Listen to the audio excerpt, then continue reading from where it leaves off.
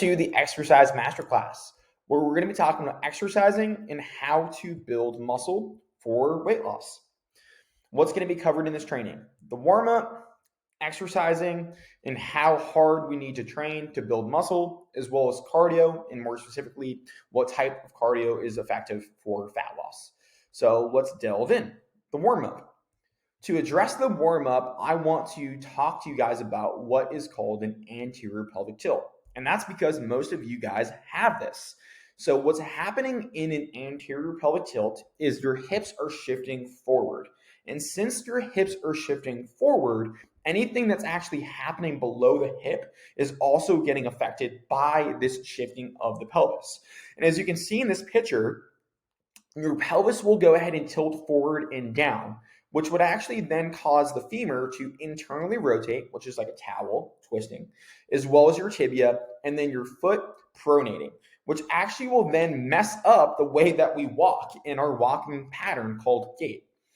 So it's important that we address these tightnesses in your warm-up, so therefore we can go ahead and try to fix this problem in your skeleton. And the tight muscles here are as follows. So this little picture here will show you that what's happening is that your quads are tight, your hip flexors are tight, your abs then become really weak, which causes your back to take over in ab exercises, which obviously means you have a tight back, as well as having weak glutes and hamstrings. And so we want to train in a way where we can actually fix this. So the best way we can do that is by warming up correctly. Okay. And warming up is very important because that's like warming up your car in the winter. I'm from New England. If I never warmed up my car in the winter, that would mean that my car would have a lot of issues, or there would be more likelihood of the car developing issues, and I'd then have to bring that to the mechanic. Okay. So it's very important that we start to warm up before exercising.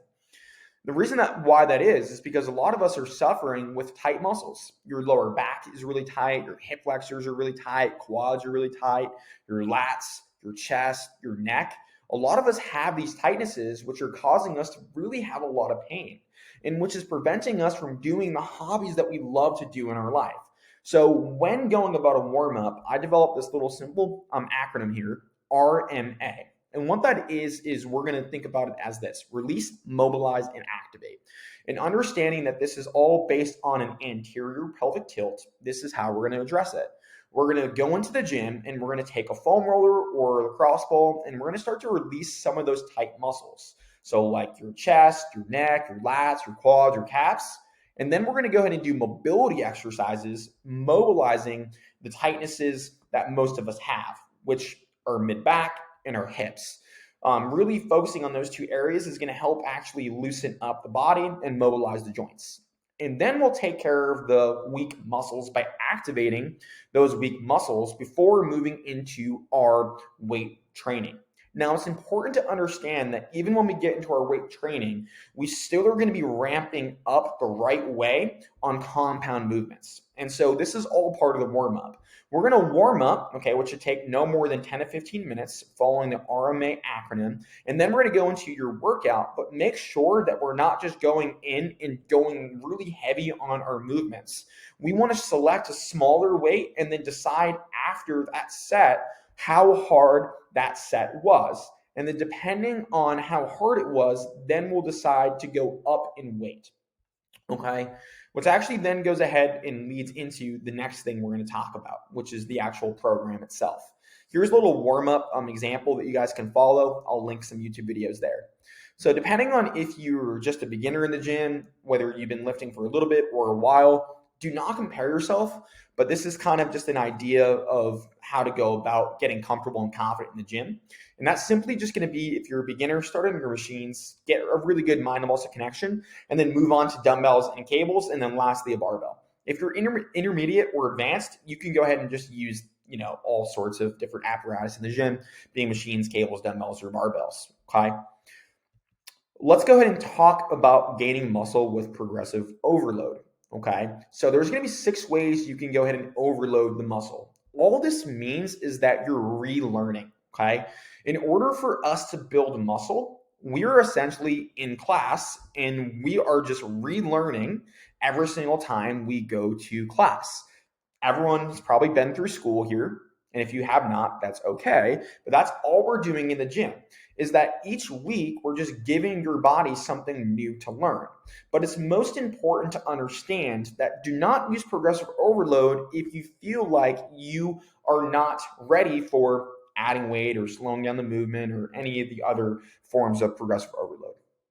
The first one's adding weight, and this is really important. I do not want you guys to add weight if you cannot. Please, please, please master the form before anything. And then what I would say is after mastering the form, really just control the movement and just build better mind and muscle connection. You're going to be way better off by doing that. So please do not just ego lift in the gym, and please drop your ego and make sure that your form is correct. But yes, one of the ways that we can relearn is by adding weight, but only add weight when necessary. Please and thank you. Second one, slowing down the movement. So if we were doing like a bench press, you could go 3-2-1 on the way down and then 3-2-1 on the way up. That would be a 3-3 tempo. And we can essentially just manipulate time and tempo with every single exercise in the gym. An isometric or a pause is essentially just, let's say for a squat, you were to just hold in a squat or the bottom of the squat for 30 seconds. That would be an isometric. And then a pause would be a lot shorter, which would just be like holding that squat for one Mississippi and then coming back up. A superset is 2 exercises stringed together, and then you would rest after. So an example of a superset would be quads in a squat to quads into a leg extension. And then you would rest after those 2 exercises. A drop set would typically, there's several ways you can do a drop set, but if let's say we're doing a shoulder press, we would do heavier dumbbell. So let's say that we select a 25-pound dumbbell and we do 8 reps. And then we go ahead and increase the number of reps by using a lighter weight, like a 20-pound dumbbell, and then we do 12. That would be a drop set. It's like a superset, but you're just choosing different weights. And then a pyramid is pretty much just, the best way to do a pyramid, in my opinion, is being on cables, because you can simply just move the pin, and all you're doing is simply starting at a low weight, moving the pin up, and then moving the pin down like a pyramid, and that's how you'd go about using that pyramid on progressive overload. So if you're doing a tricep press down and the stack starts at 30, you go 30, 40, 50, then 50, 40, 30, and that's what the pyramid would be. How hard should we be training in the gym? To understand this, we need to understand these 2 little acronyms here, RPE versus RIR. And what those stand for is rated perceived exertion and reps in reserve. And this is a really good picture because it basically just shows you what it is, okay? So 0 is no effort, and then 10 is max effort, okay? And based on how we judge how heavy a weight is, you will then determine what the RPE is, okay? It's on a scale of 1 to 10. Is it light being 1 or is it heavy being 10, right? So on the other side of this, reps in reserve, you're going to see that a 0 would be that you could do 10 more reps until failure. In other words, you could do 10 more reps until you couldn't do any more reps at all, okay? We're going to want to be in the sweet spot, which is 7 to 8. So that means after each set, you're going to ask yourself, hey, how hard was that weight? How heavy was it? Was it a 7 out of 10? If it's a 7 out of 10, that would mean that you would have 3 more reps until you could not do any more. And if it was an 8 out of 10, that would mean you could do 2 more reps until you couldn't do any more weight, okay? This is really, really good because being in an RPE of 7 to 8 has been proven to help build muscle. Here are some supplements that I recommend to building muscle. The number 1 supplement is creatine monohydrate. I recommend everyone taking this, even if you're cutting or bulking, it doesn't matter. There is going to be a little bit of water weight that comes along with it. That's okay. Because essentially what creatine monohydrate is doing is it's actually helping us recover a lot quicker while we're actually in the gym, which is actually going to increase our muscle performance, which is going to help us achieve more muscle growth. The next one is going to be whey protein or plant-based protein, very important as well. And the reason why that is because that's going to bring amino acids in your bloodstream, which is going to start the process of muscle protein synthesis, which is when we're working out, we break down our muscle and then we eat protein to be able to basically regenerate that muscle, okay? Beet juice or pre-workout, these are synonymous because beet juice is a natural pre-workout basically. I mean, all it's going to do is it's basically going to fill up your muscles and you're going to feel a good pump. Pre-workout, you can do a non-stim or a stim. Non-stim is going to be no caffeine. Stim is going to be with caffeine. And the most important thing when looking for a pre-workout is that it has beta-alanine. Okay, so choose one that has beta-alanine. And then lastly, these are essential amino acids, ECAs. Again, these are really only necessary if you're really working out very hard for more than an hour. The research shows that they really start working after an hour. If not, I really do think it's just something to sip on and it's just placebo. But there has been some research that says that when your muscles are depleted, getting in some amino acids to help them rebuild while you're training could be a benefit. Pro tip really quick, when searching for whey protein, you're going to want to make sure that you look at the ingredient label and choose one that has the least amount of ingredients possible, okay? If there's a lot of ingredients on there that you do not understand and it looks like mumbo jumbo, chances are there's a lot of added fillers, and that's because a lot of the protein is just basically engineered for taste. So unfortunately, the ones that taste really good have a bunch of crap in them and they're not necessarily the healthiest option. I'm not saying that you cannot do that. That's fine. At the end of the day, it really does matter if you like it, but I do recommend not necessarily having one that has a ton of crap in it. And the other way you want to know that a protein has high quality is from an amino acid profile. So on the ingredient label and the nutrition label, you're going to see that there's a table laid out with the amino acids. So the one that has the most amount of leucine, which is going to be the amino acid that's actually been attributed to better muscle growth, is the one that you're going to want to choose. Vitamins I recommend taking in the morning, so fish oil for heart health, magnesium and zinc for testosterone support, vitamin D, obviously we don't get enough from the sun, and then a probiotic to make sure that your gut is healthy. On that really quick, I would recommend getting a blood panel, so therefore you can see what vitamins your body specifically deficient in, and then that's actually how you would be able to get the right amount of vitamins in the correct vitamins for your body, really. Lastly, let's talk about what form of cardio you specifically need based on your body type, so therefore you can maximize your weight loss, okay? For most people, we're gonna wanna go ahead and be in what's called low intensity steady state cardio. So you're gonna see a lot of times I'm gonna program an incline walk after you train. It's very important that we do not do cardio beforehand because you're pretty much just taxing your central nervous system. And we want to save as much of your central nervous system as possible for weight training. Okay, so a lot of times we're going to go ahead and give you a calorie goal. In other words, we're going to give you an incline walk where the incline's at 8 to 11, speed of 3 to 3.5 or 3.6, and then you're going to go ahead and stay on it until you burn anywhere from 150 calories to 300 calories, okay?